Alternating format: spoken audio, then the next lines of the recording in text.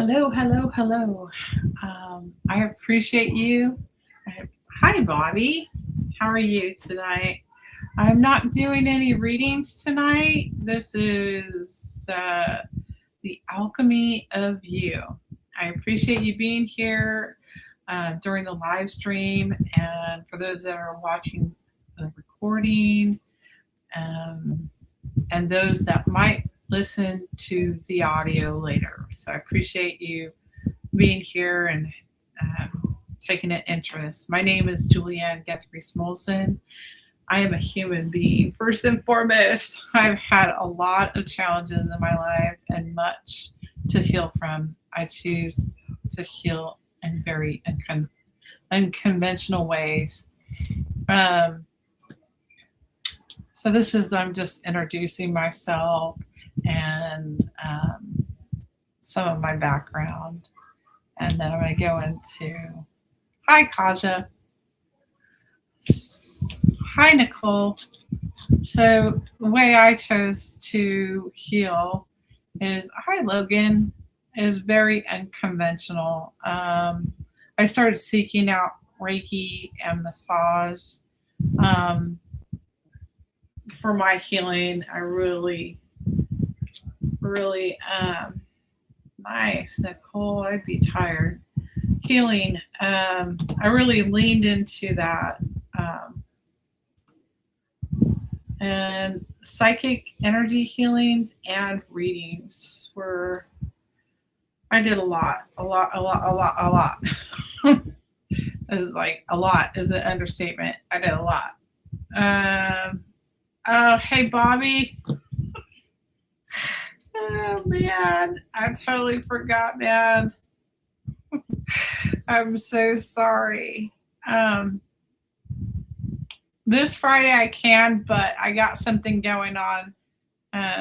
If you're still here, I'll get back to you. Sorry. When I'm done with the show. Okay. So I got the bug. It's, as I was doing my own healing, I got the bug, right?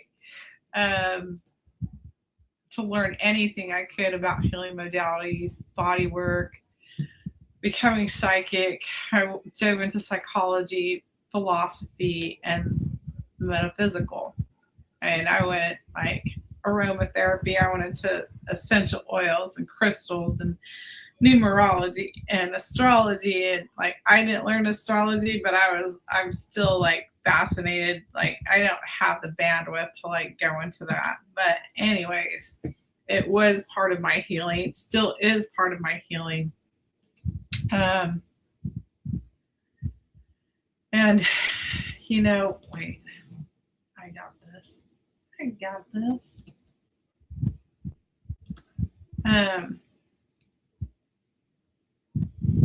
Sorry guys. Let me see. Oh, so right now, guess what I'm doing? I've been called to teach now. I have known that I'm supposed to become a teacher. Hi, the seeker. Yes. Heal yourself. Yeah. You're mentally, yeah, I'm mentally broke. Yeah. I have known since early in my awakening that that's what I was meant to be here. It just took me a long time to do it because I had other healing to do before I made it here, right? It's like the God honest truth. So teaching is part of my healing. If you want to know a little bit more about me and my healing journey, I wrote a book about the beginning of my awakening. It's called Master in the Making. It's available on Amazon and paperback, and I also have released the entire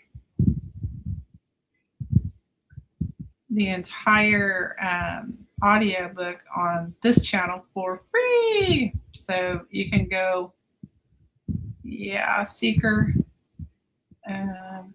You can choose Jesus Christ. That's your belief. Everybody's can have their own beliefs. That's right for you. Before I move forward, I want to remind everyone here watching that everyone's entitled to their own beliefs, and we are a positive community that supports one another and respects one another. This channel is for entertainment purposes only. Please seek out professional healthcare attention. We do not diagnose or treat illnesses, conditions, nor is anything discussed here considered a replacement for professional healthcare. There's something interesting that I have recently observed in my personal healing. And I knew it's like a pinnacle of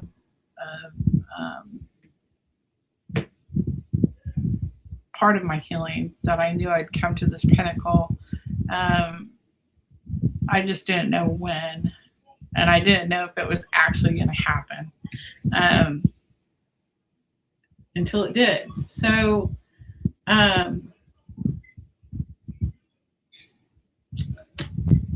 this is about trauma, so any trigger warnings, I'm not going to go into any details, but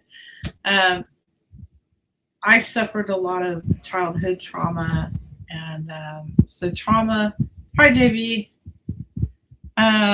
trauma makes us feel unsafe, and our mind does things to protect us, like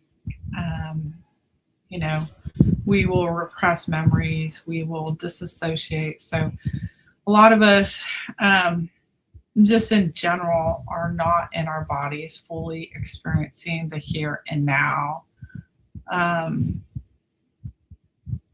So the bottom line is we don't feel safe. Like, I feel like I kind of see that in a lot of people in these online communities.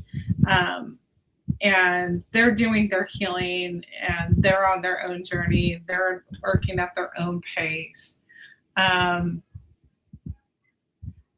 believe one of the things that I'm here to do is to help people to learn how to make themselves feel safe, feel grounded. Like, I've been there, done that. I'm like walking the walk, talking. I'm trying to talk the talk, walk the walk. To be grounded and relaxed, like to work past those subconscious things, those conscious fears, those like things that we aren't even connected to, so that we are able to like experience life in a more, I don't know, a more enriched and spirit experience. I had someone call this like life in technicolor. So like it tastes better, smells better, you can hear it better, you can feel it better.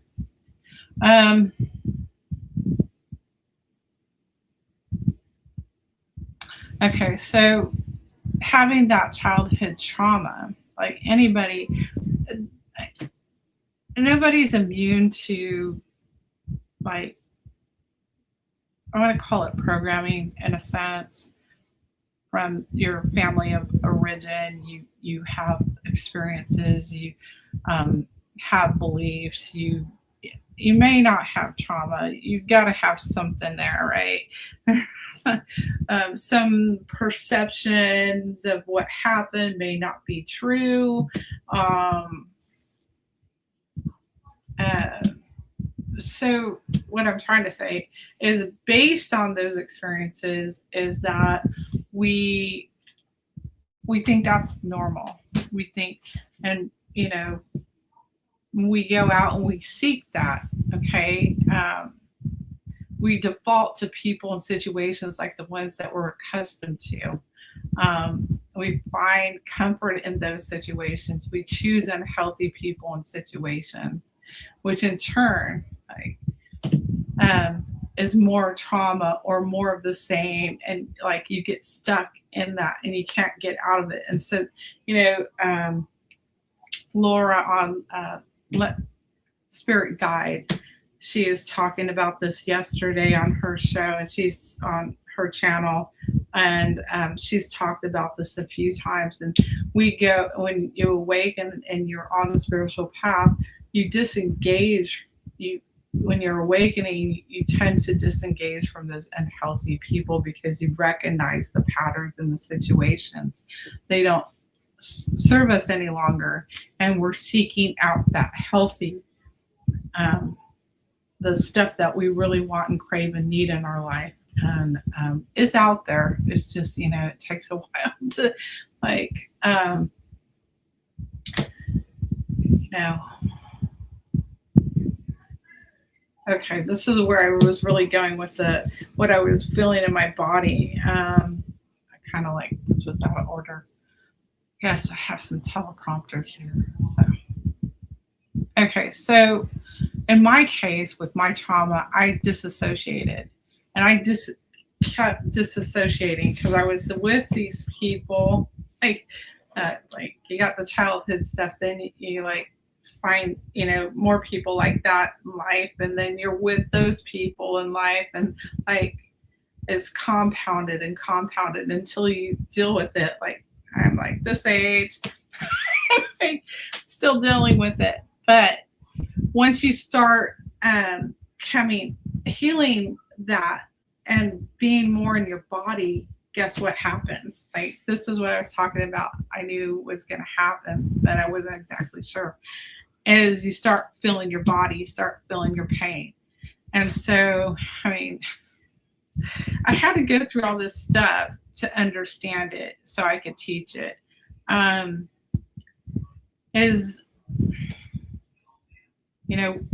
I'm going to go into this a little bit later, but this is stress. All of this trauma and compounded stress over and over again builds up in the body. It's inflammation. It turns into pain, and it can become chronic. Well, in my case, it became chronic because I lived with it for so long. To the point where I'm recognizing like I felt guilty just for like not doing anything, and like that's really messed up. But I think there's other people that might recognize and identify with that, especially women. Okay, especially women my age. Let's see. Yeah, so through this process, I had to become aware of and call out the external stuff for what it was and accept it. And then go through it, go through my emotions, go through my feelings and my beliefs, and finally sinking back into my body. Like I said, I was feeling the, we're not doing good now.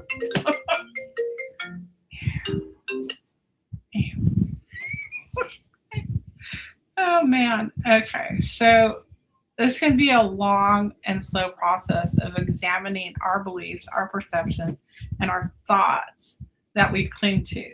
That is our pattern, and how we have learned to exist and function in the world for better or worse. Sometimes we have to strip these things back to the core and to the foundation to completely rebuild. And that is absolutely okay. It's like I personally have had to end a lot of relationships, and with that, I've had to deal with a lot of grief. So it's really hard to grieve someone that's passed. But I feel like it's harder to grieve people that are still living, and because they're still living. But it's just a sad fact that this is part of the process. And, I've heard like this is pretty common on the spiritual path. I want to share when I was learning and later practicing cranial sacral massage. I learned about this thing called the still point, which is, in my mind's eye, look like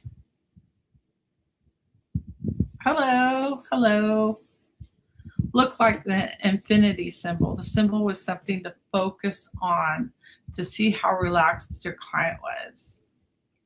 It would go from this infinity symbol would go from very calm and then, as the name implies, it would come to a still point. This is what I would call homeostasis of the body. Hi, Maria. Maria, I'm not doing any readings today. You can come back on Wednesday.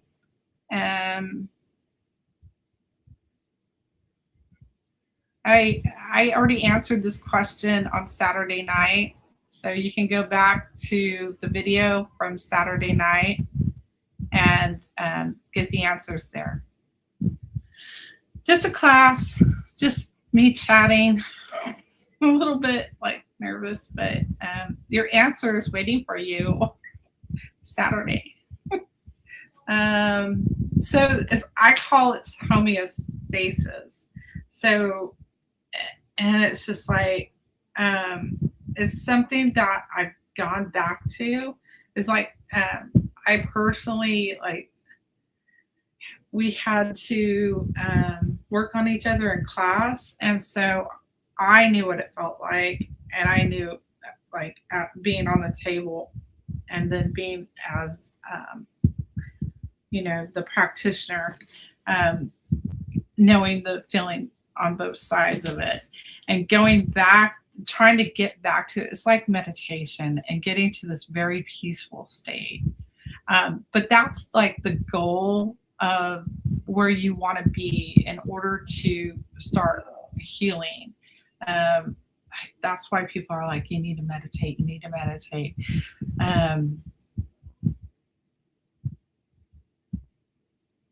Yeah, you have, like, when you're in this state, you have the ability to heal the mind, body, and spirit.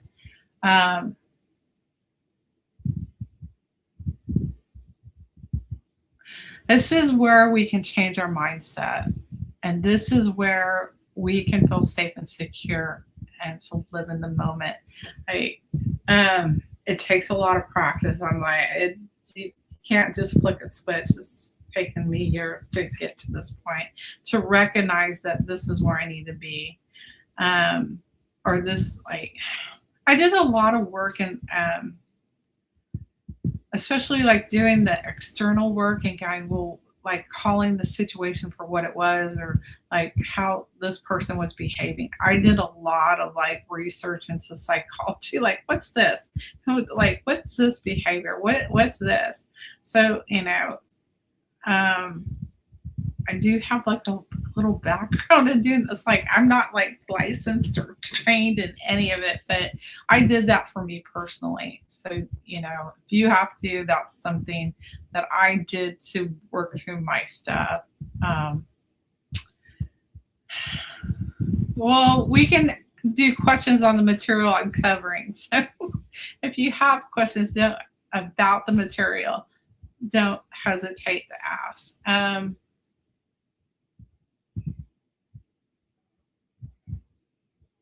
Okay, what was I saying here? Knowing that external might be disturbed. Okay, this is something I really, when we quiet the external world, we get to know ourselves, right? And we get to separate that external world and really question, like knowing how the external world might be disturbing our internal peace and how we might be contributing to it. It's our own programming. It's our default setting that we need to access from a different perspective, to have awareness of it, and then decide to make changes toward that inner peace and that homeostasis.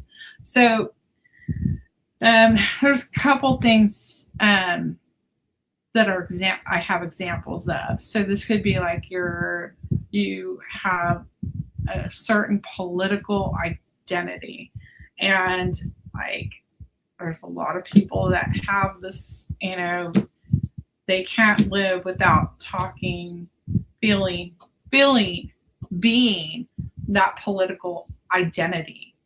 And I don't think they recognize that they're creating their, hi, Anthony, that they might be creating their own um, trauma, like traumatizing themselves, causing themselves uh, depression, anxiety by constantly seeking out this material to constantly digest and regurgitate and to debate and get angry about. So that's why I don't do political stuff on here. So another is drama. People like feed into drama, like or gossip. And I like the whole climate of the internet is like, comment sections like tearing somebody down and saying nasty things about people. And so like you can get caught up in that kind of crap. And it's not just online. These are like personal lives where people are like doing, I am kind of guilty. I've been in both of those arenas doing those things, so I know. Like, and getting caught up into that is like, breathing air to people, and it can really have a negative impact on you, especially when you have that around you and you're trying to get out of it. So it's hang in there. Like, don't lose your mind. But trying to get the homeostasis can be troublesome. So, when we make these changes, we are alchemizing our energy. You are the alchemists. You are the magicians.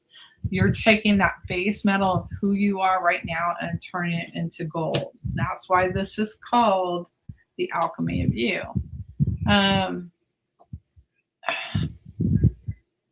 There's something really important that I want each person or alchemist to understand here. Okay. Everything is energy. Everything is energy. Energy is consciousness. Okay. And consciousness is energy. Energy is our thoughts, our beliefs, subconsciously, consciously, our intentions, our speech, what we say. Okay. You guys know this. This is this. Hi, Witchy Trista. So this is like, this course here is just like a base course for like entry level. I don't know anything. Like, and maybe you do know something. Hopefully somebody learned something here. So, I just started from the beginning, I guess, where I thought. Okay, so our actions and our inactions are energy too.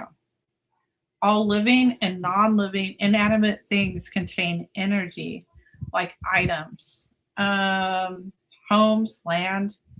Energy can leave an imprint on other people and items. I already said that. Depending on the energy of the events, like basically events will happen, that energy will get trapped on something. Like, and by the way, water is an amplifier of any energy. So depending on the strength of that event, emotion, whatever it was, it can go deep and wide. It can get heavier, so to speak, as an imprint. I've done a lot of paranormal investigations, and what I've experienced several times is a dark gray to black mist or fog, and it moves with intention. Okay. And that's how I knew, I'm like, this thing's got consciousness. It's moving intentionally. And it's like, this is not an entity. It's a gray mist or fog. And it's moving into a space where it wants to be, where it lives. It's really like strange stuff. But, I saw ghosts. I communicated with ghosts there. And I did this remote viewing. So I was doing mediumship. Hi, Heather. So I saw things and people that seemed to be energetic imprints. So they didn't seem to know I was there. They seemed more like an imprint on the land. Um, and like they were like on a loop. Uh, um, whatever experience they were having at the time. Like, for example, I saw like two men and a woman having a picnic at a picnic table, and like other things were happening that were different periods in time. And I'm gonna have to explain this. It was like these events were stacked on top of the land. And like I couldn't tell you where it would be in time and space. Like it's like on a map or a tangible physical thing. Only that it was on this land and it did happen on this land. That's all I could tell you. I wouldn't be able to tell you, well, you know, I could, you know, depending on what I was picking up. It's like a particular place I did one of these was, it was Elvis was in the service at the time that he had gone to this place. And so we could like go and go, oh, this is, you know, this period of time, I don't know, 1956. I don't pick up numbers or dates. But I can roughly estimate like when it was based on like, you know, there was Civil War, you know, things going on. There was, you know, I saw the KKK come down the hill. It was like, what's going on here? It's all happening at the same time. And it was at the same time period. But so that's consciousness, that's energy. What I currently believe right now is that our souls are energy. Our souls are essentially consciousness. Our experiences are energetic. Our interactions with one another are energetic exchanges. We hold on to other people's energy consciously and subconsciously. This is very important. We hold on to experiences and our perceptions of our experiences, whether good or bad. This is very true because in my work as a Reiki master teacher and psychic and empath, I pick up physical manifestations of the dysfunction in the body. Okay. And whatever emotional charge, that trauma or experience is attached to these illnesses. This is called metaphysical anatomy. So I do a lot of this in my work where I'm picking up, let's say it's the gallbladder. Well, the gallbladder is connected to, I don't remember. Let's do something else. Let's do a knee. So let's do the left knee. The left knee's like, okay, somebody's got something wrong with their left knee. And so the left knee means I'm having trouble moving forward. There's something, left side's feminine and right side's masculine. So typically it would be something to do, maybe a relationship with a female person, and having an experience with them. You know, it could be anything. It could go back to childhood. So I can pick up on those sorts of things, their experiences, and go, well, did this happen? And then tell them, well, you know, this is how I perceived it. Maybe you perceived it a different way, and they're able to process it. And funny enough, their knee stops hurting, or you know, it doesn't always work that way, but I've had those experiences. And of course, you're clearing out energy too when you're doing Reiki. But So think about this. So, I really wanted to go deeper into energy today, but I'm just going to leave it at this because I really kind of want to do some illustrations. They're going to be stick figure people and interactions of energy with one another. Hello, Workros. The transmissions today is about energy and consciousness and healing. So when we're in a room with somebody or we're in chat with somebody, we are picking up energy, right? Like it really doesn't matter where we're at.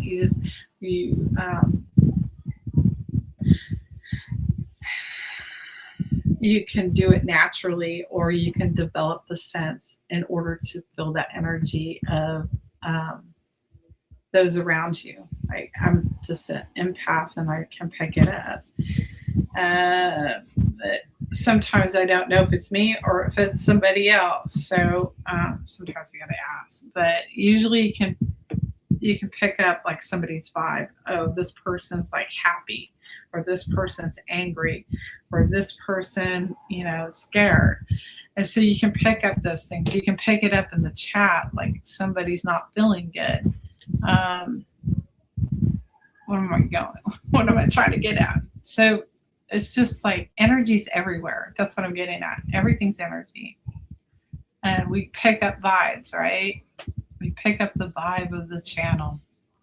Okay, so going further, think about this. Our soul is consciousness that contains memories of past lives, right? So sometimes, our past lives express, that consciousness will express itself in the physical body when we're born. It's bringing some sort of experience, whether it's some sort of traumatic experience, whether it's death or something else that happened, a wound. And those get expressed in the body sometimes as birthmarks. I don't think it's always that's how somebody died in their past life, but I do feel it is a consciousness, an energetic thing that's carried forward with the soul's consciousness. And we can also bring forward our interest from past lives. That energetic consciousness can bring the interest, the connections to lands. We can bring forward beliefs, attitudes. For example, I'm really drawn to Celtic stuff and excuse me, and Greece. And so I discovered I have past life connections there. It makes a lot of sense when, so another thing is we might have past life connections with people where we feel like we've known them forever, and we might, just feel this really deep connection with them and vibe with them, so to speak, because it's remembering, it's a lot of remembering. So, it's like the Akashic records. The Akashic records are energetic records of everything, time and space. And so, we're just like part of the, we're all connected. It's all connected. Not again. Second call. I'm going to have to turn this thing to do not disturb.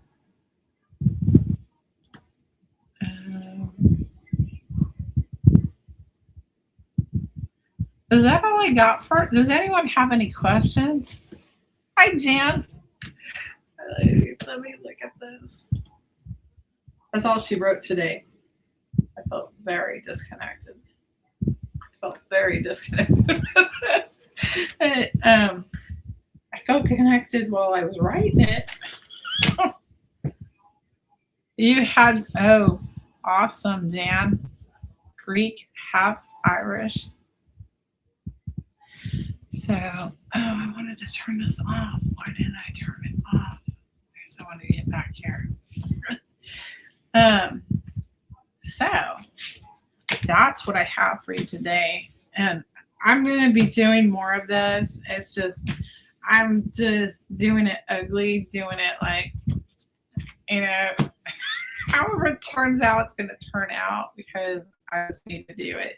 I've been holding off doing this for years and it's time. Then I got something else fun that's going on. On Friday, I will be with Jan. I might be with Bobby and them this Friday.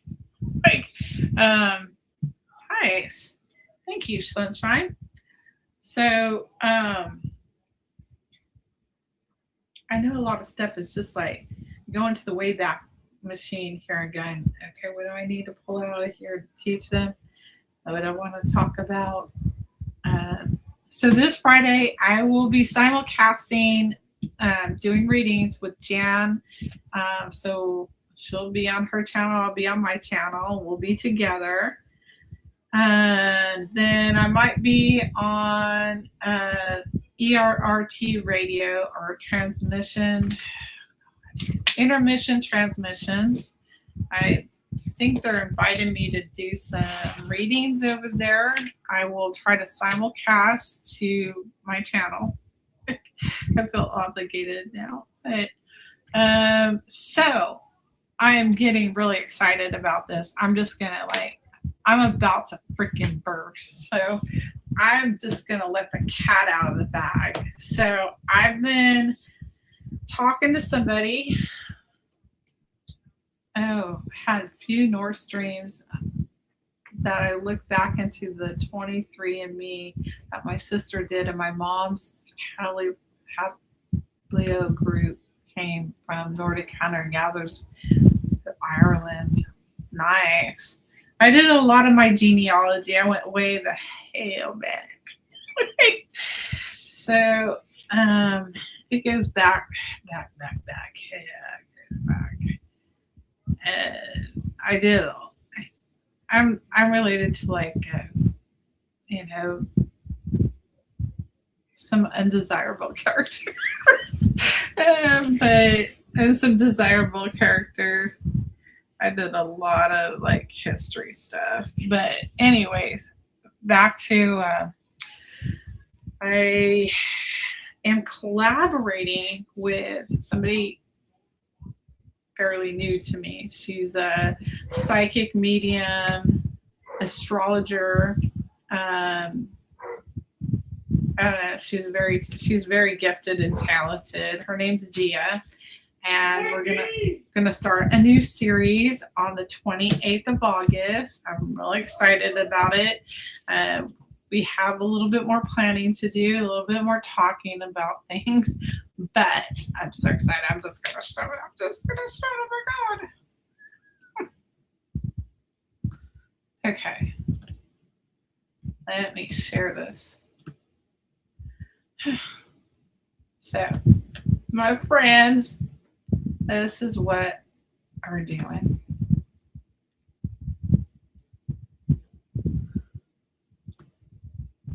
Third Eye Inquiry, Psychic Investigations of Cold Cases and True Crimes. How about them apples? So that's what's coming up. It's going to be pretty chill. From what I understand, the format right now is she's gonna, because I like going to cases cold. I don't care what it is, house, person. Don't tell me anything. So she's gonna she's done a few of these. I've done a missing persons thing, but they still haven't found them. And I was working with another psychic. I'm like, what do you got? We matched up. And other psychics were working on it. And I didn't tell her what I had. But the other other psychics were a little bit off. We're like, yeah, he's not like, they still haven't found him, unfortunately, because it's just like odd. It's odd. Anyways, we're going to do this. She's going to pull up the headline, the case, whatever. She has a little bit more experience with this than I do as far as like choosing the case. And so I'm going into it cold. Obviously, we're both going to be doing the work. I don't know if she's going to be doing, I think she will, is she might be pulling like astrological charts to catch, like she checks her work that way. She does tarot. I'm just looking forward to it. It's a lot of fun. What else was I going to say? This will be on at 7 or 7:30 p.m. on Fridays. So look for that. Then, anybody got any questions? I'm super excited. Super excited. So now I'm kind of filling up my week. Wow. Okay, so I might have to add ERT radio. I gotta get a hold of Bobby. Does anybody have any questions? Does anybody like have questions about like anything that I discussed today? Okay. Thank you, Magic with Moonlight. Appreciate it. So